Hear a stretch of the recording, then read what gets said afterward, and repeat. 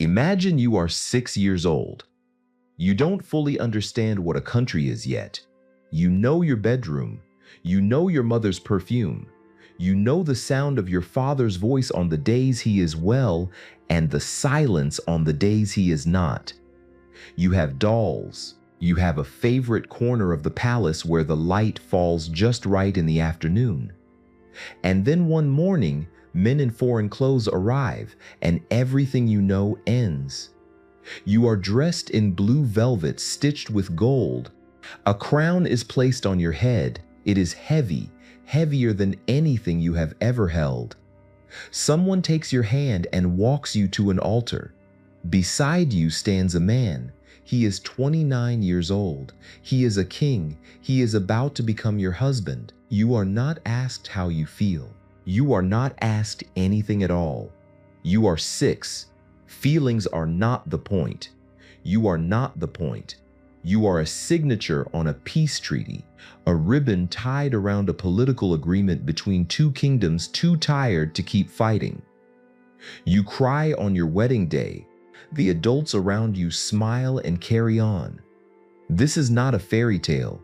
This is not fiction. This happened on October 31st, 1396, at a church in Calais to a real little girl named Isabelle of Valois, and it was only the beginning of her story, because she is a royal daughter, and royal daughters in 1389 are not people. Not exactly. They are resources, carefully maintained, expensively dressed, strategically deployed. They are the currency through which kings purchase what swords cannot: alliances, truces, the temporary goodwill of neighboring powers. They are raised for one purpose: to be given away at the precise moment they become most useful. Isabelle will become useful very, very early, the world she was born into. To understand what happens to Isabelle, you have to understand the world she arrives in, because it is not a world that makes sense by our standards. It operates on a completely different moral architecture, one built on dynasty, on bloodline, on the assumption that the private lives of individuals are simply not as important as the political needs of kingdoms. Her father, Charles VI, is a king in the grand theatrical tradition. Tall, handsome, popular with his people, a gifted jouster in his youth. They call him Charles the Beloved in the early years of his reign, and they mean it. He rides through Paris and crowds genuinely cheer. He is 20 years old when he takes the throne, energetic and promising, the kind of king that makes a kingdom exhale with relief after years of regency councils and factional warfare. And then, in August of 1392, something breaks. He is riding through a forest with his retinue when a noise, a lance dropped, some say, or a stranger lunging from the trees, triggers something in him that cannot be untriggered. He draws his sword and begins attacking his own men. He kills 4 of them before he is restrained. When he comes back to himself hours later, he does not remember any of it. It is the first episode. It will not be the last. Over the years that follow, Charles VI slips in and out of lucidity like a man walking in and out of fog. There are stretches of months where he is entirely himself, clear-eyed, kingly, present, and then the fog returns. He forgets who he is. He forgets he is married. In one of the most haunting episodes recorded by his court physicians, he becomes convinced that he is made of glass, that his body is fragile, that if anyone touches him, he will shatter into 1,000 pieces, and he has iron rods sewn into his clothing to protect himself. His children grow up in this house. They learn to read the silence. They learn which doors to avoid, which corridors to tiptoe through, which version of their father will be waiting at the dinner table. Isabelle is a child of this uncertainty, this beautiful, terrible unpredictability. She learns early that the world is not stable, that the people who are supposed to protect you can disappear without warning, even when they are standing right in front of you. Her mother, Isabeau, handles it differently. Isabeau of Bavaria arrived in France at 14, a foreign bride in a foreign court, and she survived by becoming indispensable. She is not soft. She does not have the luxury of softness. She navigates Charles's illness with the pragmatism of a woman who understands that a mad king is still a king and that a queen must be the steady hand when the crown wobbles. She is criticized for it, called cold, called calculating, called worse things by historians who expected a different kind of woman. But Isabeau keeps the court functioning. She keeps her children alive and fed and positioned. She does what she must. It is not warmth exactly that she passes on to Isabel. It is something more durable, a backbone, a capacity to endure. Isabel will need it. Across the water, while Isabel is learning to walk in the Louvre's cold stone corridors, England is bleeding. The 100 Years' War, that catastrophic, almost comical misnomer, since it will eventually last 116 years, has been grinding on since 1337. It started over the French throne, over Edward III of England's claim to it, over a technicality of inheritance law that lawyers argued about while soldiers died in the mud of Crécy and Poitiers. By the time Isabel is born, the war is 52 years old. It has outlasted the men who started it. It has become self-perpetuating, like a fire that feeds on its own smoke. Both kingdoms are exhausted. France is fractured internally, regional lords fighting each other almost as enthusiastically as they fight the English. England is not much better. Richard II, who has sat on the English throne since he was 10 years old, is a king who has spent his entire reign managing crises he did not create and enemies he did not choose. He crushed the peasants' revolt at 14, personally riding out to face a mob of thousands and talking them down with a composure that astonished everyone, including himself. He survived baronial rebellions. He watched his advisors arrested and executed by the Lords Appellant, a coalition of nobles who wanted to remind him that kings could be controlled. Richard wanted peace, not surrender, peace. He genuinely believed that the war with France was a ruinous, pointless drain on both kingdoms. He wanted to negotiate, to build something that might last longer than the next campaign season. And in 1394, his first wife died, Anne of Bohemia. He had loved her completely in the way that people who are raised in cold political arrangements sometimes discover, against all probability, the real thing. She died of plague on June 7, 1394, at Sheen Palace. Richard's grief was operatic and total. He ordered Sheen Palace demolished. He refused to enter the room where she died. For months, he was barely functional, a king running on the mechanism of duty while the man inside had gone somewhere dark and unreachable. But grief, for a medieval king, is not a private matter. It is a political problem. An unmarried king is an unstable kingdom. No heir, no succession, no future. Richard needed a new wife. His advisors looked at France. France looked back, and the logic assembled itself with the cold efficiency of medieval statecraft. A marriage between the King of England and a French princess would cement a truce. It would give both kingdoms breathing room. It would give Richard a partner, an alliance, a future. The only question was which princess. Isabel was 6 years old. She was the eldest available daughter of Charles VI. The negotiators nodded at each other across the table. She would do. The negotiations, what follows over the next months, is one of the more extraordinary pieces of political theater in medieval history. A protracted, detailed, deeply serious negotiation over the future of a child who is almost certainly playing with her dolls down the corridor while men argue about her in formal Latin. The terms are staggering. Isabel will bring a dowry of 800,000 gold francs to the marriage. In exchange, England will agree to a 28-year truce. Not a permanent peace. Nobody is naive enough to promise that, but 28 years of not actively trying to kill each other. It is the longest truce in the history of the 100 Years' War. Both sides consider it a triumph. There is one concession that tells you everything about the moral atmosphere of 1396. The negotiators agree that the marriage will not be consummated until Isabel turns 12. 12. That is the line. That is where even the medieval world, which traffics in child brides with casual regularity, draws a limit. Not 6, not 10, 12, as if the distance between 6 and 12 represents some meaningful ethical boundary rather than just a shorter distance to the same destination. Richard himself travels to Paris to meet his future bride. It is an unusual gesture. Kings do not typically make courtesy calls to inspect their prospective wives in person, but Richard is not a typical king.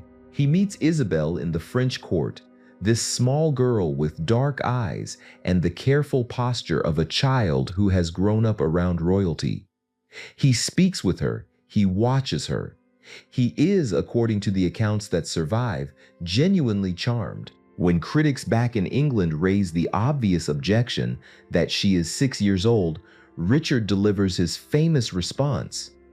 Her age, he says, is not a disadvantage. It will change every day. And besides, he adds, her youth means he can shape her into his ideal of an English queen. She is a blank page.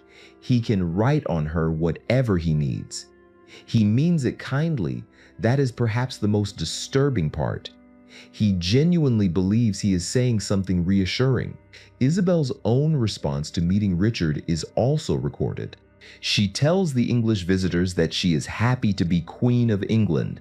She has been told it will make her a very important lady. She has been practicing, she says, practicing being a queen. She is 6. She has no framework for what she is agreeing to. She is repeating what the adults around her have told her to feel, and the adults around her have been rehearsing her for this moment the way you might rehearse a child for a school play. Except the curtain never comes down and the role is permanent. The wedding. October 31st, 1396. Halloween, though nobody calls it that. All Hallows Eve, the night when the membrane between worlds grows thin. The Church of St. Nicholas in Calais. The French port is technically under English control, a geographical compromise that suits both parties. The guest list is enormous. Hundreds of nobles from both kingdoms packed into the church and spilling out into the square beyond it. There are banners, there is music, there is the smell of incense and expensive candles, and the particular human scent of too many people assembled in a stone room. At the altar stands Richard II of England. He is 29 years old, tall, fine-featured, dressed in cloth of gold. He has been king for 19 years. He has survived more crises than most men twice his age. He stands at that altar with the composure of someone who has been performing kingship since childhood, which is exactly what he is. Beside him, they bring Isabel. She is wearing a gown of blue velvet embroidered with golden fleur-de-lis, the lilies of France, stitched into her dress like a reminder of what she is leaving behind. On her head is a crown of gold and pearls, and it is heavy. It is so heavy for a small head. Her French ladies-in-waiting have dressed her with meticulous care, have arranged every fold of velvet and every strand of pearl, have told her she looks like a queen. She is crying, not dramatically, not sobbing, just the quiet, steady tears of a child who is overwhelmed and frightened and trying very hard to be brave in a room full of adults who are not paying attention to how she feels.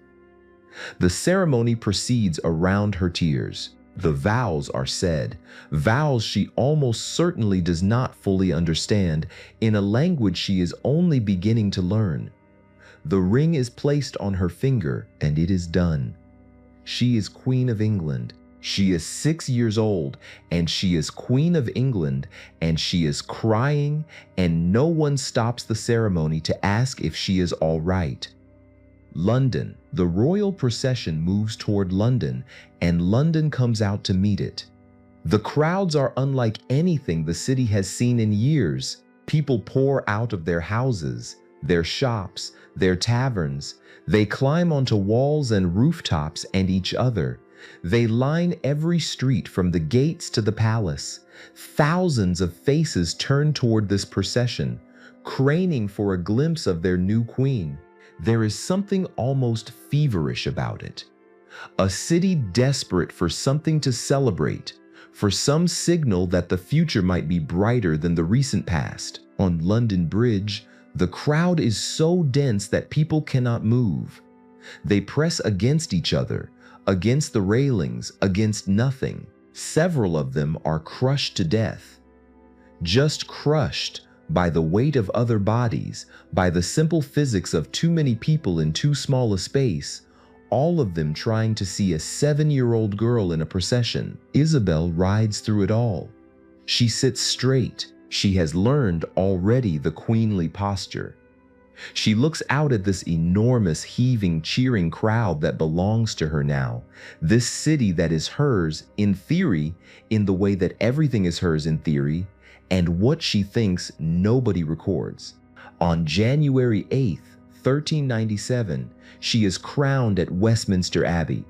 The ceremony is full and formal and lengthy. She sits through all of it. She is 7 years old, and she is Queen of England. Windsor, here is what the history books tend to glide past. The years between the wedding and the catastrophe were, for Isabel, not entirely terrible. She lives at Windsor Castle in her own household, separate from Richard's court, surrounded by her French ladies. The household is elaborate, well-staffed, richly maintained. She has her own treasury, her own officials, her own small domestic world within the vast machinery of the English crown. And Richard visits, regularly, consistently, with evident genuine pleasure in her company. He brings her gifts, jewels, books, small luxuries that suggest he is actually thinking about her as a person rather than merely as an asset. He talks with her as she grows older, 8, 9, 10. The conversation deepens. She learns English. She learns the rhythms of English court life. She becomes, in her careful, practiced way, something approaching comfortable in her strange situation.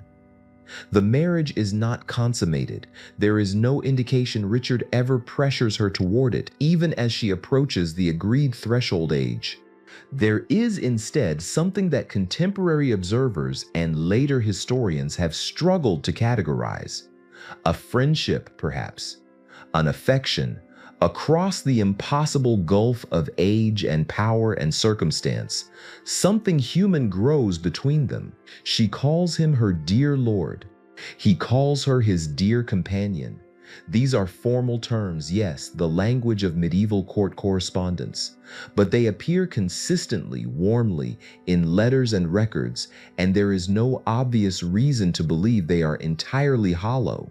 She is happy at Windsor, in the cautious, qualified way available to a child in her situation. She misses France, she misses her mother, her sisters, the particular smell of Paris in summer. She is homesick with the low-grade permanent ache of someone who has learned to live with homesickness rather than be destroyed by it. But she is not mistreated, she is not neglected. In the context of what her life is and what it could be, she is, for a few years, almost all right. The years 1397 and 1398 pass. She turns 8, then 9. The truce holds. The two kingdoms eye each other warily from across the channel and manage, for once, not to reach for their swords. And then 1399 arrives, and everything falls apart at once. The fall of everything. It begins, as so many catastrophes do, with a death that seems unrelated. John of Gaunt, Richard's uncle, Duke of Lancaster, one of the most powerful men in England, dies in February 1399. He is the father of Henry Bolingbroke, Richard's cousin, who has been in exile in France since 1398 following a quarrel with the king. Under normal circumstances, Henry would inherit his father's vast Lancastrian estates. They are enormous: land, castles, revenues, patronage networks across half of England. Richard seizes them. It is a catastrophic miscalculation, whether it is an act of revenge, or greed, or simply a king who has grown too comfortable with his own power and too contemptuous of the limits on it. The effect is the same. Henry Bolingbroke, already exiled, already aggrieved, is now disinherited. He has lost his father and his inheritance in the same month. And he has allies, many allies, men who have watched Richard's increasingly imperious behavior with growing alarm and who see in Henry's cause their own. Richard sails to Ireland in May 1399 to put down a rebellion there. Before he leaves, he visits Isabel at Windsor. He is tender with her by all accounts. He kisses her hands. He promises her that he will send for her soon, that she will come to Ireland, that everything is fine. She watches him go. She is 9 years old, and she watches her husband sail away, and she does not know that it is the last time she will see him as a king. Henry Bolingbroke lands in Yorkshire in July 1399. He has a small army, then a larger one, then a very large one, as men who had privately decided that Richard was finished begin publicly demonstrating it by joining his rival. Richard's supporters, who had seemed numerous and loyal from a distance, evaporate with the specific, demoralizing speed of fair weather allegiances. One by one, the great lords peel away. The Welsh troops who were supposed to hold position for Richard disband when they hear rumors he is dead. The rumors are false, but by the time they are corrected, it doesn't matter. Richard returns from Ireland to find England gone. He tries to negotiate. He tries to maneuver. He is captured in Wales in August, brought to London in humiliation, and presented to a parliament that has already decided what it wants. On September 29, 1399, surrounded by men who have scripted the scene in advance, Richard II of England reads out his abdication. He gives up his crown, his kingdom, his title, everything. He is taken to the Tower of London, then transferred north to Pontefract Castle in Yorkshire, remote, secure, and very far from anyone who might help him. Henry Bolingbroke is crowned Henry IV on October 13, 1399, and Isabel, 9 years old, her household dismantled, her French ladies dismissed one by one, the small domestic world she had constructed at Windsor pulled apart around her, wakes up one morning to discover that she is no longer Queen of England. She is not told gently. The widow. Richard dies in February 1400. The exact date is uncertain. The exact cause is uncertain. What is certain is that a man who was alive in January is dead by mid-February in a castle in Yorkshire in the custody of the man who took his crown. The most widely accepted explanation is starvation, either self-imposed as an act of protest and despair, or inflicted deliberately by his captors who wanted him to disappear without the inconvenience of an obvious murder. Some chroniclers say he refused to eat after learning that attempts to rescue him had failed. Others say food was simply withheld. Henry IV had strong reasons to want Richard dead and equally strong reasons to want deniability.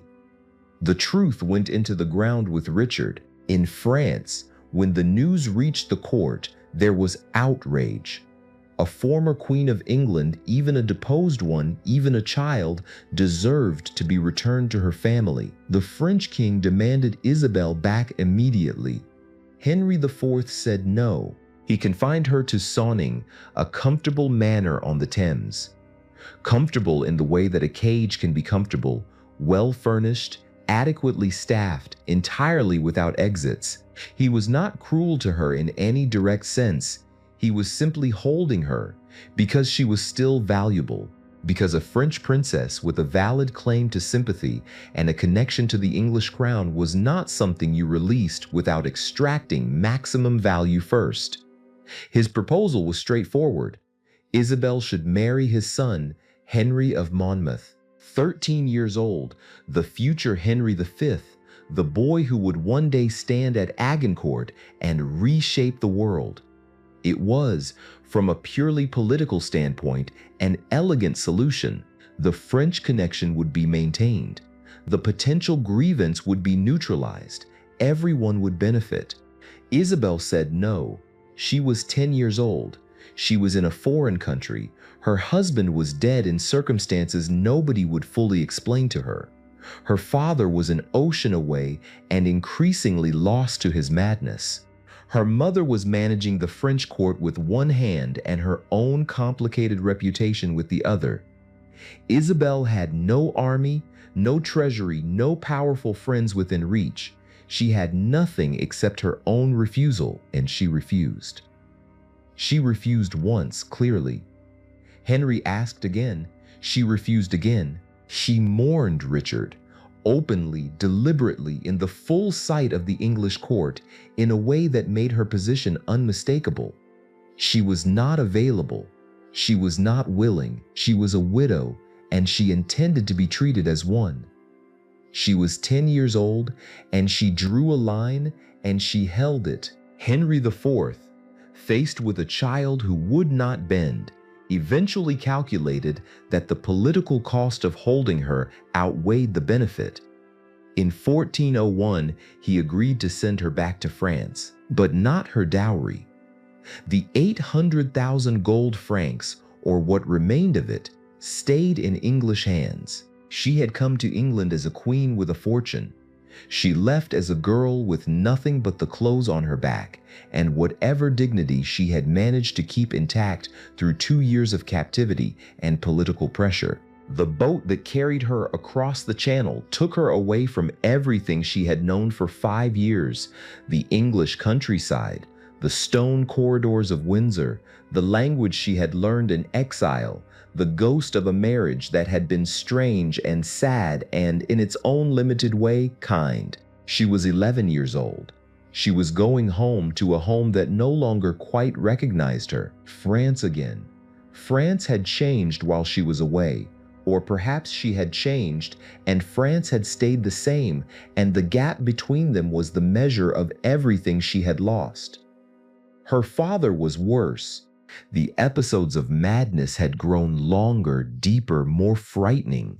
He had periods now where he did not recognize his own children, where Isabel could stand in front of him and he would look at her with polite, puzzled blankness, the way you look at a stranger who seems to expect something from you. She was used to fathers who were partially absent. She had never fully had him. But there is something particular about standing in front of a living parent who does not know your name. Her mother, Isabeau, was still managing, always managing. The court was complicated by factionalism and the ongoing disorder of a kingdom whose king could not consistently govern. Isabel slotted back into the French royal household with the careful, practiced adaptability of a child who had learned to slot herself into whatever space was available. But she was not a child anymore. Not exactly. She was 12, 13, 14, growing into a young woman with a history that made her simultaneously fascinating and inconvenient. She had been a queen, she had refused a king, she had crossed the channel twice. She spoke English, French, and the particular dialect of royal survival that has no name but is instantly recognizable to those who share it. The years passed. The French court watched her and waited. Because she was still useful, still valuable, still a resource to be deployed at the optimal moment. The optimal moment arrived in 1406. She was 16. They had found her a husband, Charles, Duke of Orléans. her cousin technically, 11 years old. Isabel was 16, marrying an 11-year-old, having spent her entire life either being a child bride or preparing to become one. There is a particular vertiginous cruelty in this, that the same system that had consumed her childhood was now reproducing itself around her, with the ages reversed, the power differential merely reoriented. She was not the victim this time in the strict legal sense. She was the elder party, but she was still not free. She was still not choosing. She was still being assigned. They married on June 29th, 1406. The end. She was 19 when she died. September 13th, 1409. Blois, in the Loire Valley. She had been in labor, and the labor had gone wrong in the way that labor went catastrophically wrong for so many medieval women. Infection, hemorrhage, the brutal arithmetic of a body pushed past what it could survive. Her daughter Jeanne was born alive. Isabel was not. She was buried at the Church of the Celestines in Paris. Her remains were moved years later as the political landscape shifted and churches were repurposed and the dead were relocated to suit the living. Eventually, the exact location of her grave was lost. England's forgotten queen was forgotten even in death, her bones misplaced by history with the same casual indifference that had misplaced her life. Her husband Charles, Duke of Orleans, went on without her. He became duke the following year when his father was assassinated. In 1415, he fought at Agincourt and was captured by the English, the same English who had held his wife captive a decade before. He spent 25 years as a prisoner in England composing poetry in his cell, writing some of the most beautiful verse in the French language from a country that had taken everything from everyone he had ever loved. When he finally returned to France in 1440, he was 49 years old. He remarried, he had children, he lived until 1465. Isabel had been dead for 56 years by then. She was 19 when the world stopped for her. He carried the full weight of the rest of his life without her into an old age she never reached. What history owes her? She appears in Shakespeare's Richard II, briefly, heartbreakingly. In Act 5, she encounters Richard being led through the streets to the Tower, their last meeting, and she cries out to him with a grief that Shakespeare renders with genuine tenderness. It is one of the most human moments in the play. And then she exits, and the play continues, and she is not mentioned again. That is, in miniature, how history has treated Isabel of Valois. A brief, poignant appearance, a moment of genuine feeling, and then exit. But she was not a supporting character. She was not a footnote in Richard's story, or Henry's story, or the story of the 100 Years' War. She was a person, a specific particular person who was born in Paris in November, who wore a too heavy crown on a small head, who cried at her own wedding, who crossed the channel twice, who refused a king when she had nothing left to refuse him with, who came home to a father who didn't know her name, who died at 19 in a room in Blois before she had ever had the chance to find out who she might have become if the world had let her. The world did not let her, but she was here. Blue velvet and gold fleur-de-lis and a crown of pearls, crying at the altar. She was here and she deserves to be remembered.